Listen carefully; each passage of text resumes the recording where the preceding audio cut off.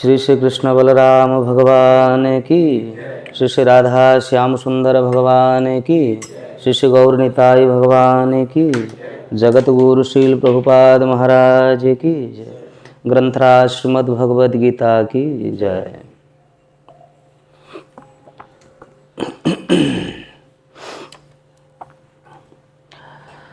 ओम नमो भगवते वासुदेवाय।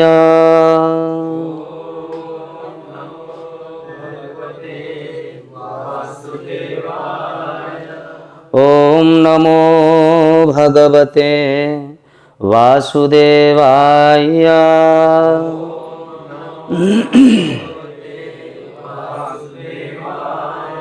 ओम नमो भगवते वासुदेवाय।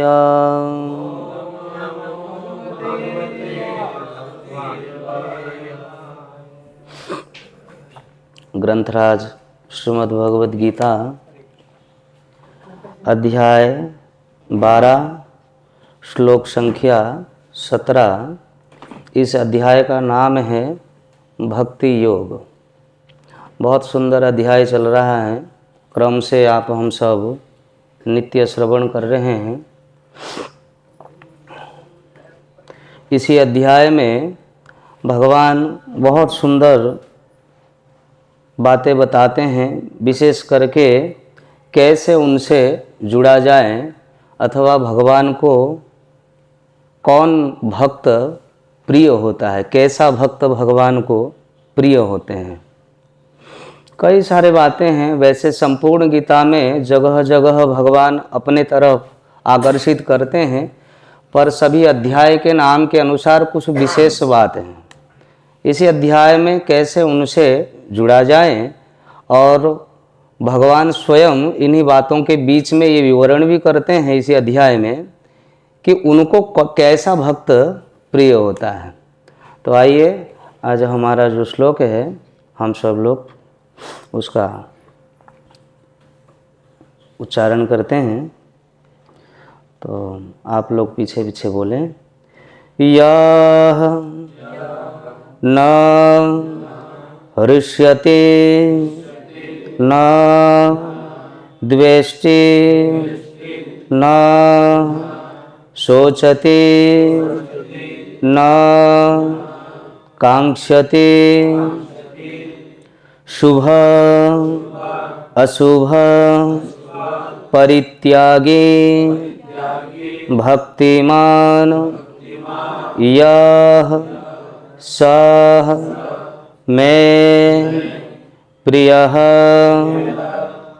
यो न हृष्यति न द्वेष्टि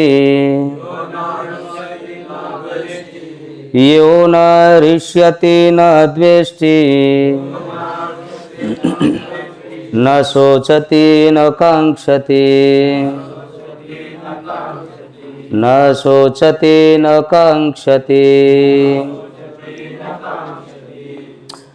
शुभाशुभ परित्यागी शुभाशुभ परित्यागी भक्तिमान्यः स मे प्रियः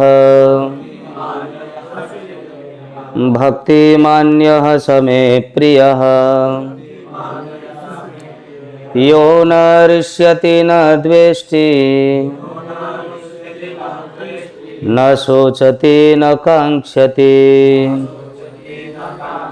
शुभाशुभ परित्यागी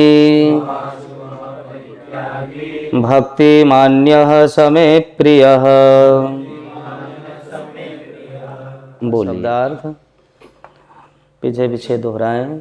यह जो न कभी नहीं हृष्यति हर्षित होता है, न कभी नहीं द्वेष्टि शोक करता है अथवा द्वेष करता है, न कभी नहीं शोचति पछतावा करता है, न कभी नहीं। कांक्षते इच्छा करता है।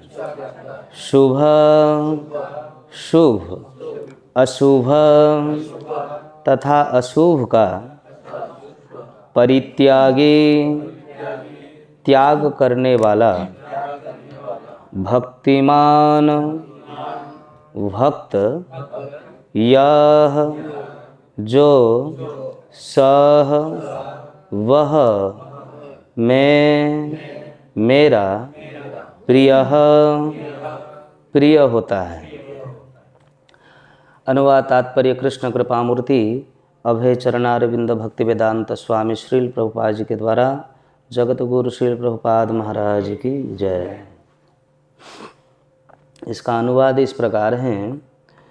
जो न कभी हर्षित होता है और न शोक करता है, जो न तो पछताता है और न इच्छा करता है, तथा जो शुभ तथा अशुभ दोनों प्रकार की वस्तुओं का परित्याग कर देता है, ऐसा भक्त मुझे अत्यंत प्रिय होता है। तात्पर्य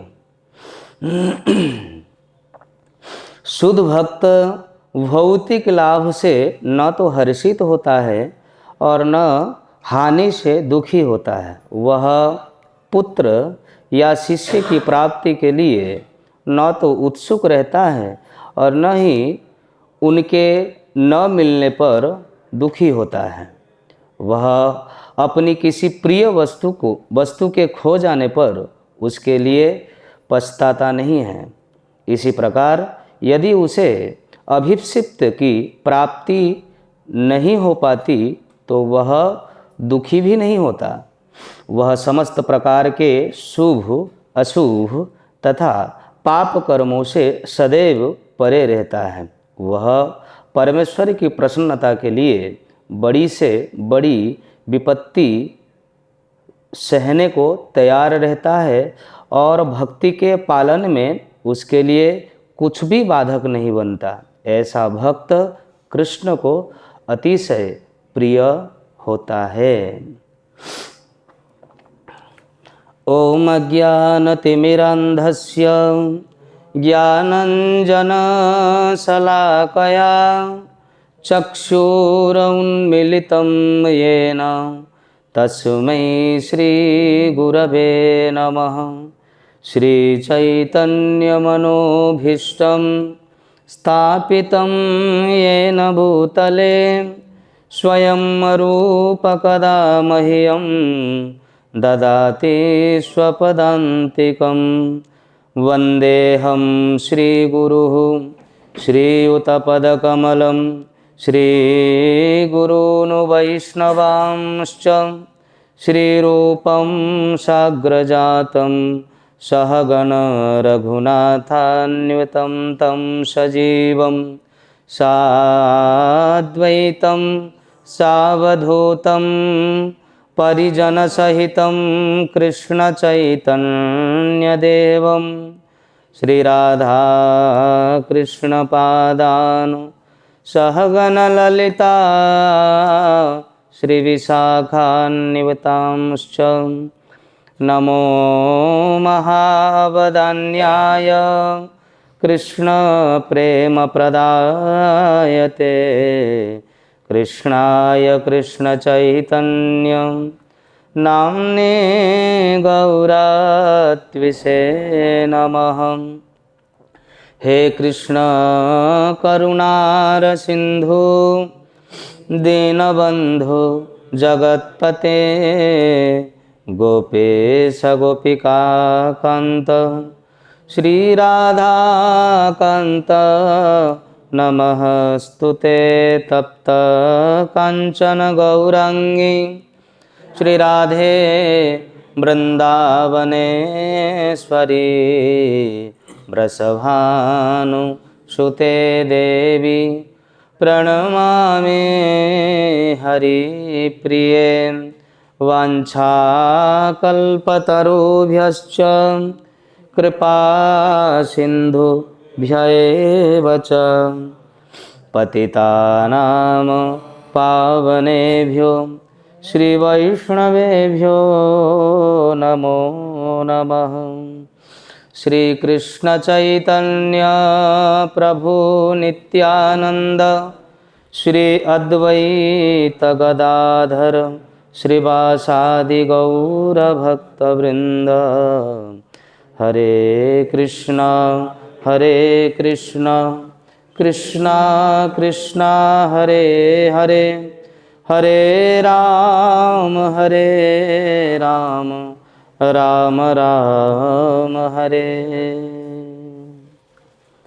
बंसी विभूषित करार नवनीरदाभात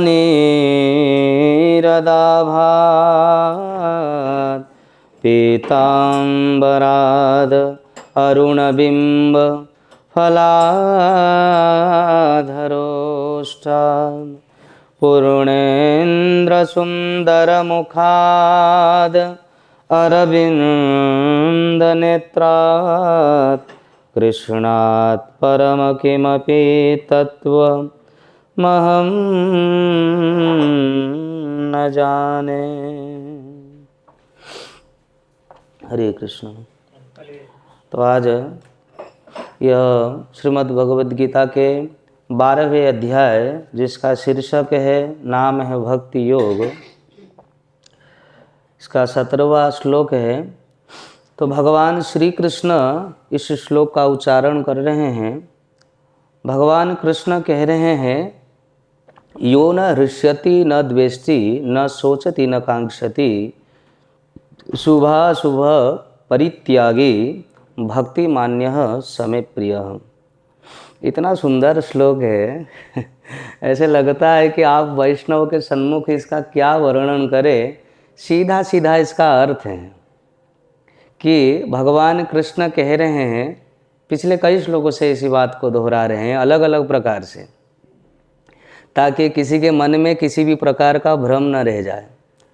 क्योंकि हम सब लोग बहुत भ्रम में पड़े रहते हैं।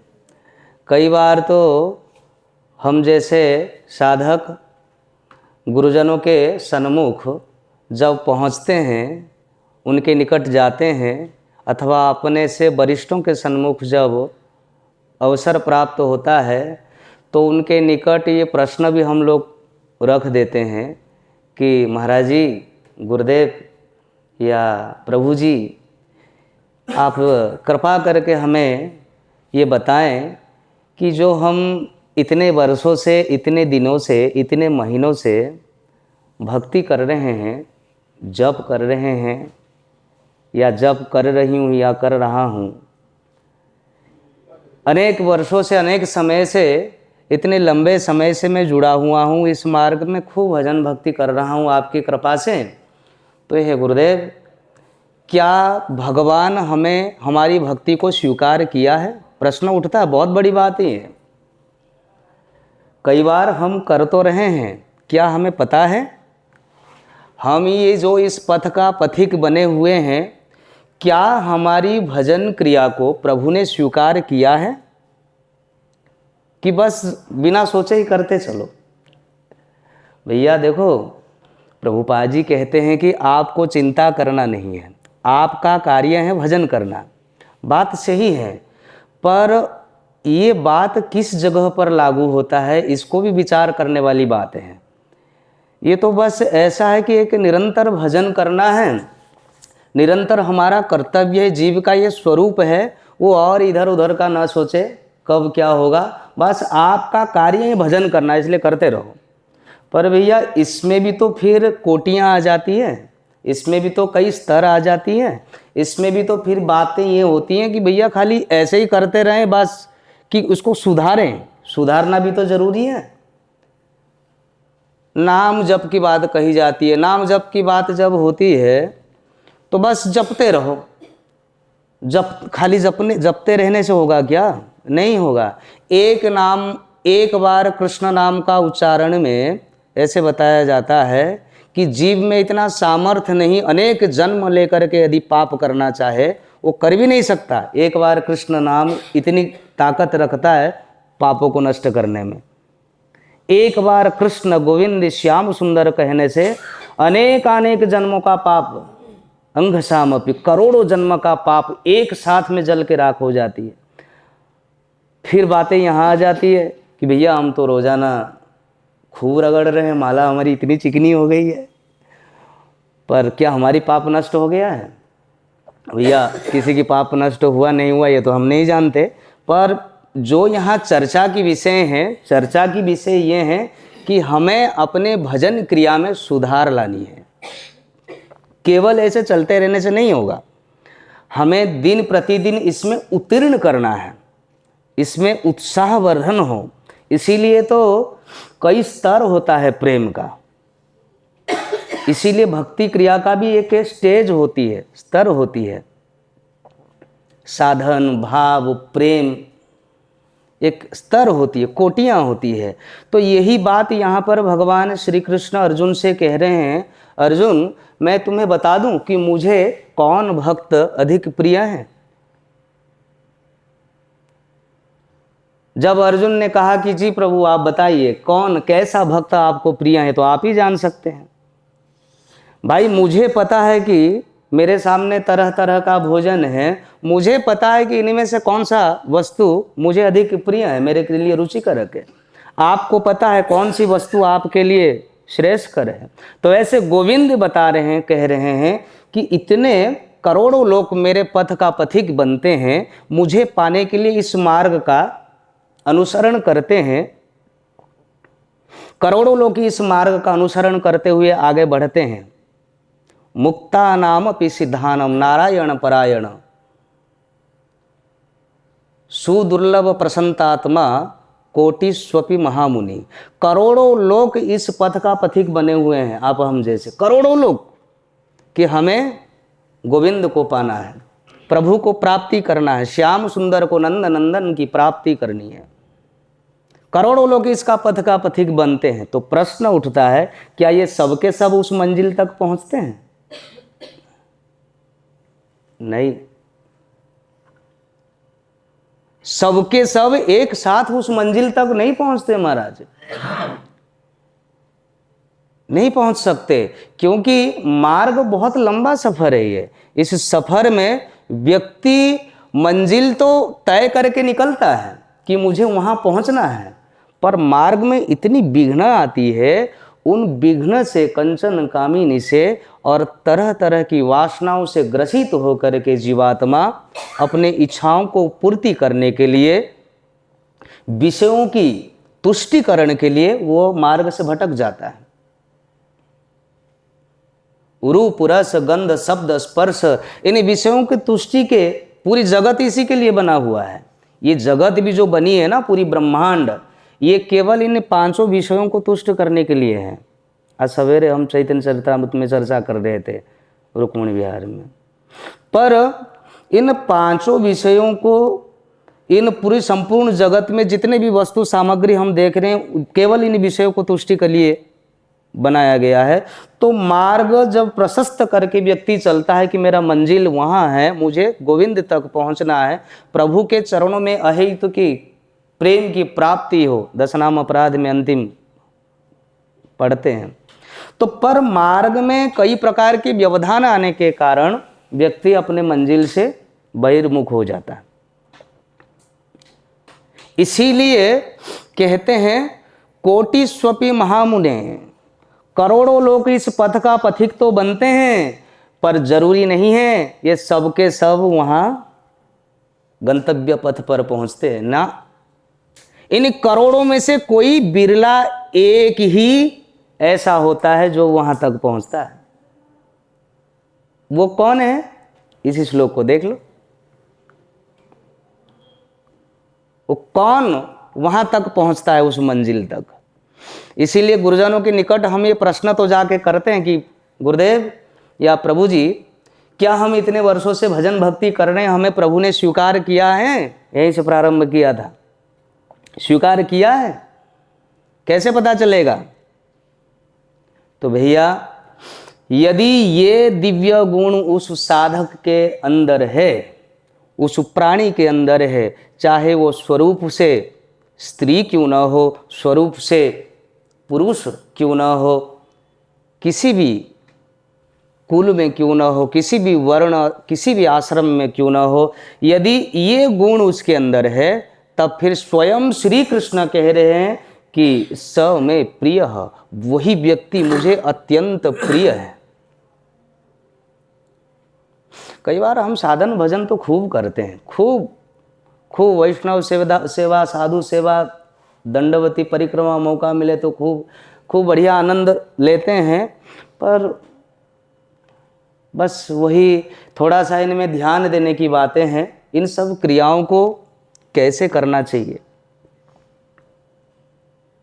साधु सेवा कर लेते हैं, बाद में हिसाब जोड़ते बहुत लुटा दिए, बाबा जियों के पीछे बहुत लुटा दिए। परिक्रमा कराते हैं, कहते भाई शरीर स्वस्थ रहेगा तो भजन करेंगे, क्या ज़रूरत था, बस उसके बहकाव में आके मैं चला गया।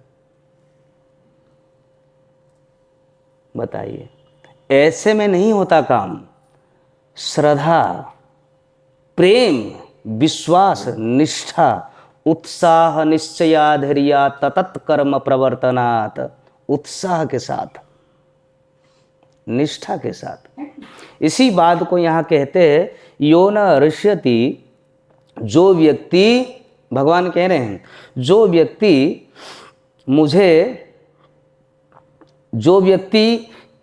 उसके जीवन में यदि उसकी वांछित वस्तु कभी उसे प्राप्त हो जाए, हर एक व्यक्ति का कुछ ना कुछ आशा है, हम सभी के अंतःकरण में कुछ ना कुछ कामना है कि हमें ये प्राप्त हो जाए। कुछों का टारगेट होता है, बस प्रभु जी एक बार हम परदेश घुमाएं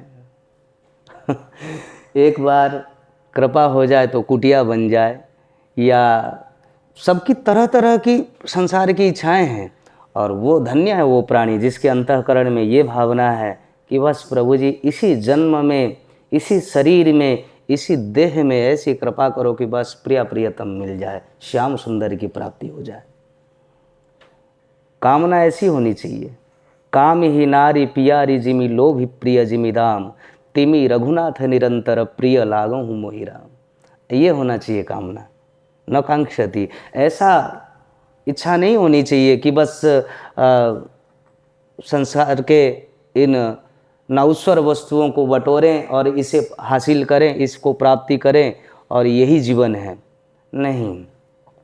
तो यहाँ कहते यो न ऋष्यति, कई बार हमारी वांछित वस्तु हमें प्राप्त हो जाता है और हम अधिक प्रसन्न हो जाते हैं। तो यहाँ गोविंद कह रहे हैं, श्री कृष्ण कह रहे हैं, हे सखा पार्थ, वह मेरा भक्त ऐसा होता है, जो भक्त मेरा, उसके जीवन में उसके वांछित वस्तु उसे जब प्राप्त हो जाता है, उसकी इच्छित वस्तु, उसकी अभिप्सित वस्तु, तात्पर्य में लिखते हैं, अनुवाद में भी, जो उसकी कामना है, जिसलिए वो भजन कर रहा है, कोई उसके मन में कामना है, यदि उसकी वांछित वस्तु उसे प्राप्त हो जाता है और प्राप्त होने पर न हृष्यति, वो प्रसन्न नहीं होता। अच्छा, एक बहुत बड़ी विडंबना की बात है, जब हमारी वांछित वस्तु, हमारी कोई वस्तु हमें पाने की लालच है, हमारी हृदय में कोई आकांक्षा है कि हमें ये मिल जाए, हम अथक परिश्रम कर रहे हैं, सबके कुछ ना कुछ टारगेट है, हम इसीलिए मेहनत कर रहे हैं 24 घंटा। अब वो 24 घंटा मेहनत करने के बाद में वो वस्तु हमें मिल गया, तो कौन होगा जो खुश नहीं होगा कि भाई दिन रात एक करके रखे थे हम उस वस्तु के लिए, इतनी मूड मार रहे थे और आज मिल गया तो आप कह रहे हो कि यो न हर्ष्यति, हंसो मत, प्रसन्न मत हो। पर ठाकुर जी कहते यही तो खासियत है मेरे भक्तों में, जो मेरा प्रेमी होगा, जो सच्चा ज्ञानी होगा, वो इस चक्कर में पड़ करके अधिक प्रसन्नता नहीं होगा, क्योंकि वो वस्तु भले उसको प्राप्ति हो गया, उसकी अभिप्सित वस्तु से प्राप्त हो गया, पर वो इसीलिए प्रसन्न नहीं होता क्योंकि वो प्राप्त होने से पहले उसकी नश्वरता को जान गया। उसकी जो नश्वरता है उस वस्तु का, उस पदार्थ का, गुण दोष का वो चिंतन कर लिया कि भैया ये वस्तु एक ना एक दिन जाने वाला है। संयोगाः विप्रयोगान्ताः मरणांतम च जीवितम। वाल्मीकि जी लिखते हैं वाल्मीकि रामायण में, जब किसी से किसी का संयोग होता है तो बुद्धिमान व्यक्ति को उसी क्षण सोच लेना चाहिए कि भैया आज हमारा मुलाकात इसीलिए हो रही है क्योंकि एक ना एक दिन हमें बिछोड़ना है। संयोगाः विप्रयोगान्ताः मरणांतम च जीवितम। और यदि हम जी रहे हैं ना तो अभी गांठ बांध लो, अभी ही संकल्प कर लो कि हम जी रहे हैं, इसीलिए नहीं जी रहे हैं कि जीने के लिए जी रहे हैं, एक दिन मरने के लिए जी रहे हैं। पतयांतः संमृच्छया। कोई व्यक्ति यदि ऊंचा उठ रहा है ना पद पोजीशन में, तो वो इसीलिए ऊंचा उठ रहा है, उसे सोच लेना चाहिए मैं इसीलिए ऊंचा उठ रहा हूं, एक दिन धड़ाम से गिरने वाला हूं। यदि पूर्व ही ये बातें व्यक्ति सोच लेता है कि जी रहा हूं मरने के लिए, उठ रहा हूं गिरने के लिए, मिल रहा हूं विक्षोभ होने के लिए, पहले ही उसने मन में बरसा लिया, तो बताइए कभी उसे जब किसी का विक्षोभ होगा, उसे वियोग होगा, और ना यदि कभी उसकी पद पोजीशन चली जाएगी वो मूड पिटेगा, ना यदि उसका कुछ ऐसे होगा तो उसको कोई दुख होगा, या प्राण जाते समय उसे कोई कष्ट होगा? नहीं होगा। ये सूत्र है, वाल्मीकि जी कहते हैं। तो यही बात यहाँ जो विद्वान के लिए कहते हैं कि परम भक्त के लिए कहते हैं, एक श्रेष्ठ ज्ञानी भक्त जब उसको उसकी इच्छित वस्तु की प्राप्ति होती है तो वो इसीलिए प्रसन्न नहीं होता क्योंकि वो उस वस्तु के पीछे उसकी नौश्वरता का पहले ही उसे ज्ञान होता है कि भैया ये इसीलिए मिला हुआ है, एक दिन ये जाने वाला है, और यदि नहीं जाएगा, जब तक रहेगा तब तक हमें सताएगा। वो ब्लैक एंड वाइट टीवी ठीक ही था, टक टक टक 3 बार घुमाने से DD1 DD2 चलती थी, है ऐसे। अब कलर आ गया, वो उनमें कभी बिगड़ती नहीं थी, बड़ी कम खर्चा में वो बन जाती थी, वो बिगड़ती नहीं थी महाराज जी। अब इसमें जब इतनी बड़ी व्यवस्था आप लगाए हो तो फिर इसकी तो होगी मेंटेनेंस। बालक कभी रिमोट बिगाड़ देवे, कभी कछु कभी कुछ। तो कहने का तात्पर्य यही है, हमारी भाव यही कहने का है कि कोई भी वस्तु जब हमें प्राप्त होता है, विद्वान जो होता है इसमें हर्षित इसीलिए नहीं होता क्योंकि वो उसे उसका नौश्वरता का बोध पहले ही होता है। और यदि हर्षित होता है तो फिर विद्वान काय बात की है, कौन सी बात की वो भक्त है। आदि अंत अवंत कौन्तेय नते सुरमते बुद्ध, भगवान कहते हैं गीता में। कहते बुद्धिमान व्यक्ति तो वो होता है इस संसार के कोई भी भोग सामग्री जब उसे प्राप्त हो जाता है, चाहे नेत्र के लिए, चाहे स्पर्श के लिए, स्पर्श इंद्रिय के लिए, त्वचा के लिए हो, चाहे श्रवण इंद्रिय के लिए हो, चाहे नासिका के लिए हो, कोई भी भोग की सामग्री जब उसे प्राप्त होता है तो विद्वान व्यक्ति भली भांति जानता है कि भैया ये प्राप्त हुआ है, ये आदि से लेकर के मध्य से लेकर के अंत पर्यंत ये हमें दुख देगा, क्योंकि ये इसी नौश्वर जगत की वस्तु है। हम सुख मान करके उसे ग्रहण कर रहे हैं, पर ये हमें सुख पुख कुछ नहीं देने वाला है, ये हमें दुख देगा। अब इसकी लंबी चौड़ी व्याख्या करना हम नहीं समझते हैं कि आप सब समझ रहे हैं इस बात को। तो यही बात यहाँ पर कहते हैं, यो न ऋष्यति, हे अर्जुन, जो व्यक्ति, जो भक्त उसकी इच्छित वस्तु उसे प्राप्त होने पर यदि वो प्रसन्नता व्यक्त नहीं करता, हर्षित नहीं होता, और दूसरा न द्वेष्टि ही, और उसके वह इच्छित वस्तु जब उसके इच्छा के अनुरूप नहीं रहता उसके पास, कई बार उसने इच्छा किया, मेहनत किया, उस वस्तु को हासिल किया, साधु है, 2 पैसा इधर उधर से जमा कर करके एक फ़ोन ले आया। एक दृष्टांत दे रहे हम अपने लिए, एक फ़ोन ले आया।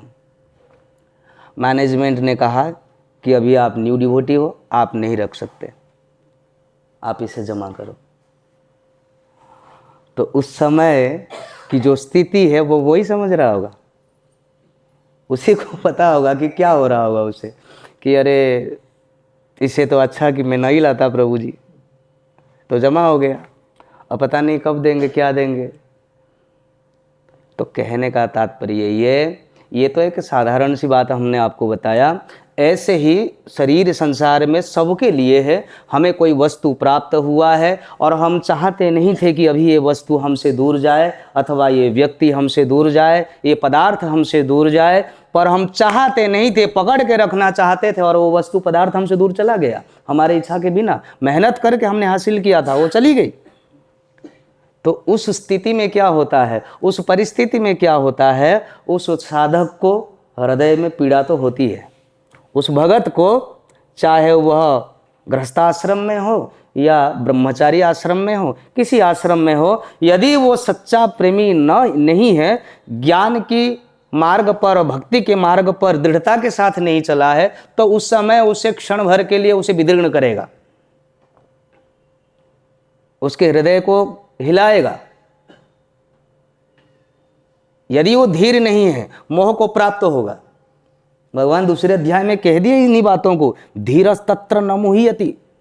धीर होगा तो फिर तो कुछ नहीं होगा, हाँ जी कोई बात नहीं, क्या है हमारे भलाई के लिए ये हुआ। ठाकुर जी जो करते अच्छा ही करते हैं, हृदय से ये वाणी निकलेगा कि जो करते प्रभु अच्छा ही करते हैं।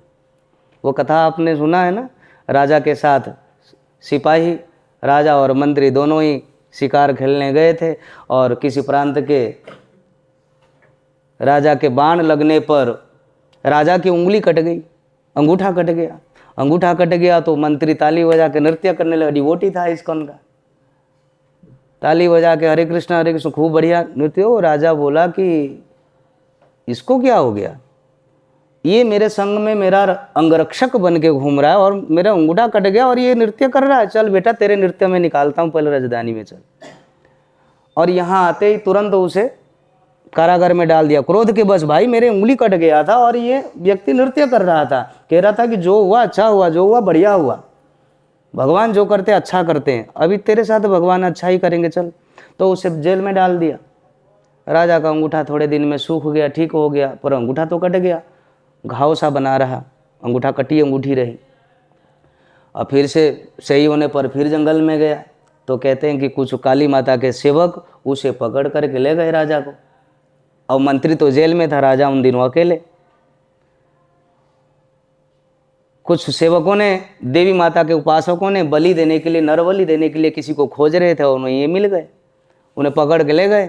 और जैसे बलि चढ़ाने से पहले पूजन होता है, हमने सुना है कि देवी पूजन में जो बलि होता है किसी भी प्रकार का अंग भंग नहीं होनी चाहिए।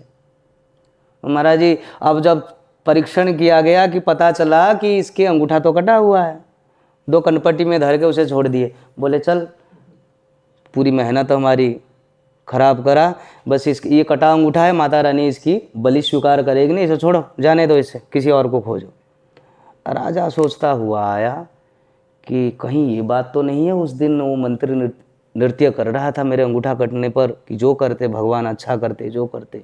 राजा का तो ये बात वहीं समझ में आ गया कि हो न हो, ये बात सही कहा था उसने कि हमारा अंगूठा कट गया था तो आज गर्दन बच गया, नहीं तो आज तो पूरा धड़ अलग से जाता। तो उसने दौड़ के आके मंत्री से बोला कि भैया तुम बाहर आओ। तो बाहर ला करके उनसे पूछा कि भैया तुम इतना बताओ, तुम तो भगत हो, हम तो ठहर रजोगुणी राजा है, तो तुम ये बताओ कि तुमने ये जो कहा था हमारा अंगूठा कट गया, जो भगवान करते मंगल के लिए करते हैं, ये तो हम समझ गए, अब इसको हमें समझाने की ज़रूरत ना है, आज हम बिल्कुल प्रत्यक्ष देख लिया। पर ज़रा ये बता दो तुम्हारे ऊपर ऐसी कौन सी मंगल हुई, तुम अपने इतने दिनों से जेल में पड़े हुए हो, मैंने तुम्हें बंदी गृह में डाल दिया, इसको क्या कहोगे। बोला ये भी ठाकुर जी जो करते बढ़िया करते। भगत महाराज जी सभी परिस्थिति में समोहम सर्वभूतेषु, सभी परिस्थिति में वो समान रहता है। भक्त हैं जो यहाँ पे कहते यो न ऋष्यति न द्वेष्टि, ना किसी वस्तु की प्राप्ति होने पर प्रसन्नता व्यक्त करता है, ना वो वस्तु नष्ट हो जाने पर वो दुखी होता है। तो उन्होंने प्रसन्नता बस कहा कि प्रभु राजन जो हुआ ठाकुर जी की कृपा से बढ़िया हुआ, बोले कैसे बढ़िया हुआ, जरा ये समझाओ तो सही। बोले कि महाराज जी देखो, रोज हम आपके अंगरक्षक बन करके जाते हैं और आपके कृपा से हम बिल्कुल स्वस्थ हैं, हमारे अंगूठा पंगूठा कछु कटा नहीं हुई है, आपके कृपा से हम बिल्कुल टकाटक हैं। और आज भद्रकाली के उस बलि में यदि आपको छोड़ दिया गया तो हमें पकड़ के ले जाते हैं कि भैया अब दूसरा कहाँ खोजने जाएं, ये बैठा हुआ है बिल्कुल चंगा आदमी, इसे ले चलो, इसी को ही बलि देते हैं। तो आज हमारी ही गर्दन उड़ जाता, तो आपने हमें जेल में कारागार में डाल दिया तो हम बच गए, तो ये ठाकुर जी मंगल। तो राजा ने कहा कि भैया तुम ही राजगुरु बन जाओ। तो कहने का तात्पर्य यही है, यो न ऋष्यति न द्वेष्टि ही। जब अपनी वांछित वस्तु प्राप्त होता है और हमारी इच्छा से पहले ही वो वस्तु जब नष्ट हो जाता है या हमसे दूर चला जाता है, तो बुद्धिमान व्यक्ति इसमें दुखी नहीं होता, शोक नहीं उत्पन्न करता, अथवा कोई यदि हमसे छीन लेता है। इसका दो अर्थ है यहाँ, द्वेष्टि का अर्थ यहाँ पर प्रभुपाद जी शोक लिखते हैं, वास्तव में इसका संस्कृत अर्थ होता है, आप टीका उठा करके देखेंगे, इसका संस्कृत अर्थ होता है, द्वेष्टि का मतलब है द्वेष। द्वेष, व्यक्ति द्वेष नहीं करता, हमारी इच्छित वस्तु जब हमसे कोई छीन लेता है तो वो द्वेष नहीं करता कि कोई बात नहीं, आए थे मंदिर चप्पल ले गया, कोई बात नहीं, नया क्रक्स था, किसी को ज़रूरत होगा ले लिया, वो दुखी नहीं होता। पर उस समय होता नहीं है ये बहुतों में, यार ले लिया चप्पल ले लिया, एक बार थोड़े देर के लिए दुख तो आता ही है उसे थोड़े देर के लिए उसे उदासीनता तो उसके मन में आ ही जाता है, यार इतना बढ़िया चप्पल लाया था, पता नहीं प्रभु जी मैं वहाँ से जाके लेके आया था, दिल्ली से लाया था, वो ले गया। और यहाँ तक नहीं, घर तक जाने के बाद में भी, घर में भी जा कर के कहते, माता जी ये तो घर में परिवार वालों से कहती है, प्रभु जी ये तो कहते हैं, ऐसे सुनती हो चप्पल आज श्याम सुंदर मंदिर में काऊ को पसंद आ गया, वो ले गया।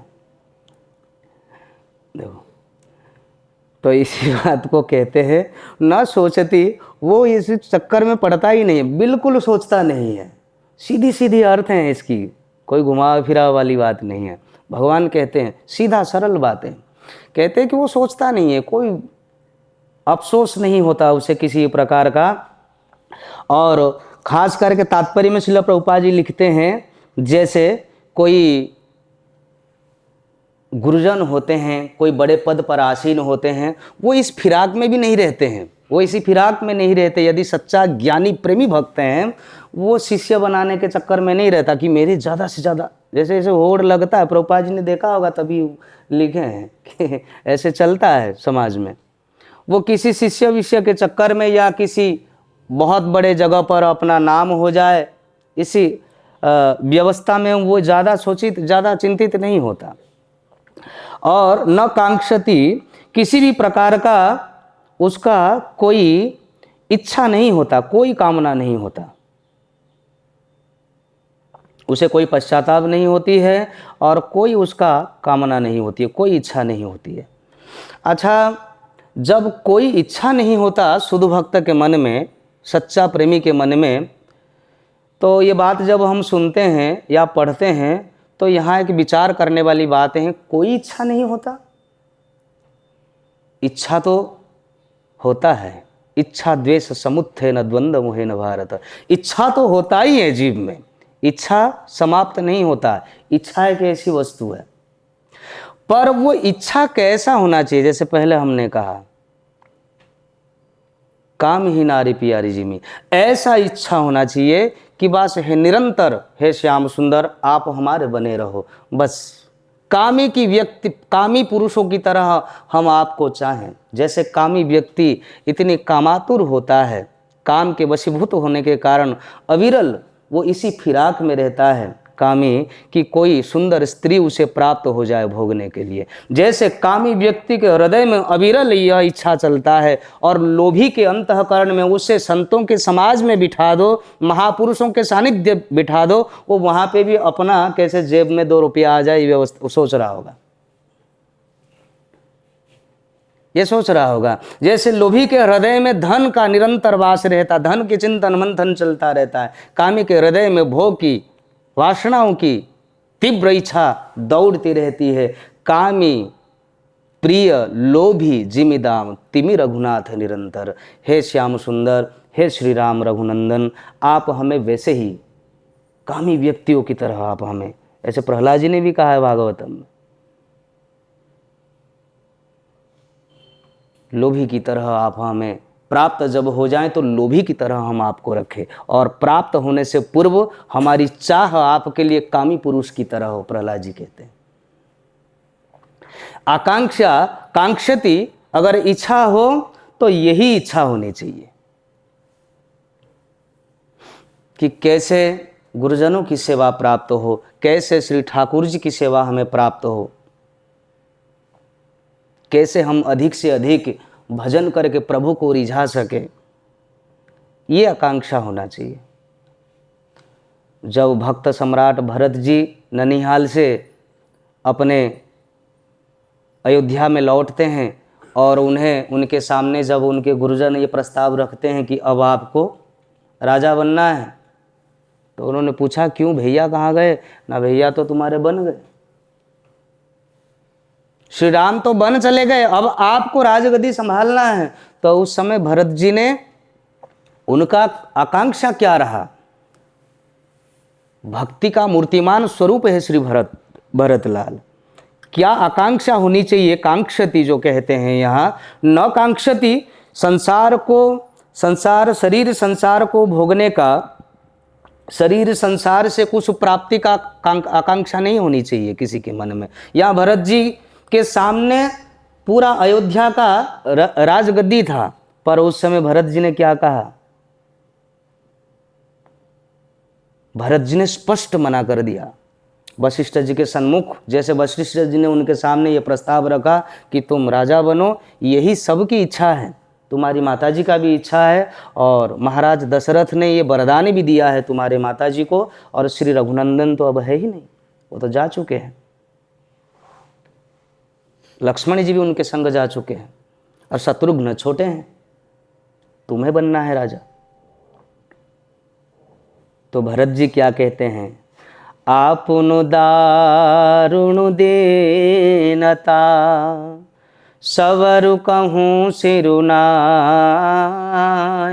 कहते हैं हे गुरुजन, हे गुरुदेव, आप लोग ने ऐसे कैसे सोच लिया कि भरत राजगद्दी स्वीकार करेगा? आप उन उदार उन दीनता, मुझे मेरे हृदय में श्री राम के चरणों का दर्शन करने की, राम के वियोग का जो आग लगी हुई है, जो अग्नि प्रज्वलित हो रहा है, मैं जल रहा हूँ उस अग्नि से, विरह रूपी अग्नि से मैं जल रहा हूँ। ये भरत जल रहा है, बाहर से आपको ऐसे लग रहा है, पर मेरे हृदय में जब से मैंने सुना हूँ मेरे भैया राम अयोध्या छोड़ के चले गए और मेरे लिए ये सब कुछ हुआ है, आप उदार उन दीनता सवरु कहूँ सिरुनाए, मैं सबके चरणों में मस्तक झुका करके निवेदन कर रहा हूँ कि दोबारा मुझे ये मत कहना। मेरे मन में कोई आकांक्षा नहीं है, कोई न कांक्षति, किसी भी प्रकार की इस राजगद्दी को स्वीकार करने का आकांक्षा नहीं है। सवरु कहूँ सिरुनाए, देखे बिनु, आकांक्षा क्या है? तो फिर क्या आकांक्षा है? देख बिनु रघुनाथ पद जिय की जरनी न जाए। जब तक मैं श्री राम का चरण का दर्शन न कर लूं, श्री राम को लौटा न लाऊं, अरे लौटाने का तो बात वो बाद की बात है, मैं अभी इसी क्षण मेरे भैया राम रघुनंदन जहां गए हैं, मैं राम के पदचिन्हों पर चल करके राम तक पहुंचूं, श्री राम के चरणों का दर्शन करूं, इनके चरणों में माथा रख करके पहले तो अपनी दोष का क्षमा याचना करूं। वो रघुनंदन यदि कृपालु, यदि मुझे कृपा कर दें, दया कर दे, तब मेरे हृदय की अग्नि शांत होगी। देख बिनु रघुनाथ पद जिय की जरन न जाए, तब तक तो पता नहीं मैं जल करके विरह रूपी अग्नि से मर न जाऊं। तो भैया कामना होना है, कामना प्रकट करना है हृदय में, तो बस यही कामना रखनी है कि कैसे श्याम सुंदर को प्रसन्न करना है, कैसे कृष्ण बलराम नंद नंदन श्री कृष्ण प्रसन्न हो, बस और कोई कामना नहीं है। इसी को यहाँ बताते हैं। और दूसरा आगे को कहते हैं शुभ अशुभ परित्यागी। जो शुभ और अशुभ दोनों परिस्थिति में, शुभ और अशुभ इन दोनों परिस्थितियों में जो व्यक्ति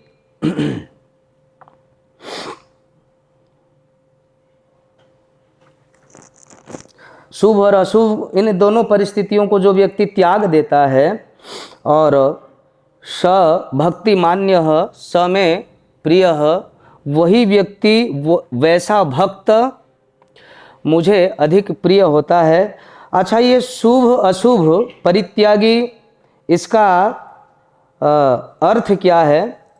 इसको विश्वनाथ चक्रवर्ती ने अपने टीका में बहुत सुंदर लिखा है। शुभ क्या है? शुभ, यहाँ बहुत लोग अलग अलग बातें सोच सकते हैं, इसीलिए हम सीधे सीधे इसका अर्थ बता देते हैं आपको। जैसे विश्वनाथ चक्रवर्ती ने कहा है, कहते हैं शुभ शब्द का अर्थ होता है यज्ञ, दान, तप, वर्णाश्रम धर्म के अनुसार शरीर निर्वाह के लिए जो क्रियाएं होती है, ऐसे क्रियाओं को जो किए जाने वाले जो कर्म हैं, इसी का वाचक है शुभ। इन क्रियाओं से व्यक्ति जब मुक्त हो जाता है, ऊपर हो जाता है, अब इसमें प्रश्न भी उत्पन्न होता है, पर आप इसको ध्यान से समझने की प्रयत्न करें कि क्या प्रभु जी यज्ञ न करें, हम दान न करें, शरीर निर्वाह के लिए कोई वस्तु की आयोजन न करें? इसको आप भाव से समझने का प्रयत्न करो। जो यहाँ कहा गया है शुभ अशुभ परित्यागी, दोनों वस्तु का त्याग करता है जो कृष्ण भक्त होता है, क्योंकि वो ऐसा कोई कार्य नहीं करता है जिस कार्य के फल पुण्य के रूप में उसे प्राप्त हो और वो उसे बंध जाए। समझ रहे हैं? ये बहुत ऊंची बातें हैं। बातें एक छोटी सी शब्द हैं, पर अगर आप मंथन करेंगे ना अपने बुद्धि में, तो ये बहुत ऊंची बातें हैं। शुभ अशुभ परित्यागी, अशुभ बात का त्याग करना तो चलो सब हम मानते हैं, पाप, झूठ बोलना, द्वेष करना, ईर्ष्या करना, छल कपट करना, ये अशुभ शब्द का वाचक है। शुभ शब्द का वाचक यज्ञ दान तप आदि ये है, चक्रवर्तीपाद कहते हैं। तो अशुभ को त्याग करना ये तो हमें समझ में आता है, शुभ को भी त्याग करने के लिए कहा गया है।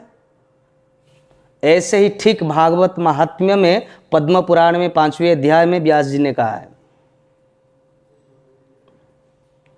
भागवत महात्म्य में अन्यस्य दोष गुण चिंतनमासु मुक्त्वा।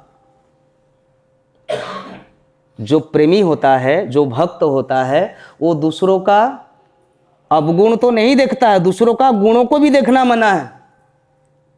अन्य स दोष गुण चिंतनम आसु उक्त्वा। अन्य के, दूसरे के गुण और दोष दोनों से ही वो मुक्त हो जाता है। वो नहीं देखता, किसी के गुण भी नहीं देखता, किसके अंदर क्या क्वालिटी है, क्या खासियत है, और किसी का दोष भी नहीं देखता। ऐसे ही व्यक्ति भक्ति कर पाता है, क्योंकि यदि वो किसी का दो गुण देखेगा तो वो गुणों से भगवान से श्रेष्ठ बताने लगेगा, उसे भगवान से कहीं श्रेष्ठ वाली गुण उसे प्रदान न कर दे। और कभी दोष देखेगा तो सरासर गलत है, हमसे अधिक दोष, स्वयं हम दोष के मूर्तिमान स्वरूप है। तो यहाँ शुभ अशुभ परित्यागी, उसके समस्त क्रियाएं केवल श्री कृष्ण को समर्पण होता है, कृष्ण बलराम को, श्याम सुंदर को समर्पण होता है।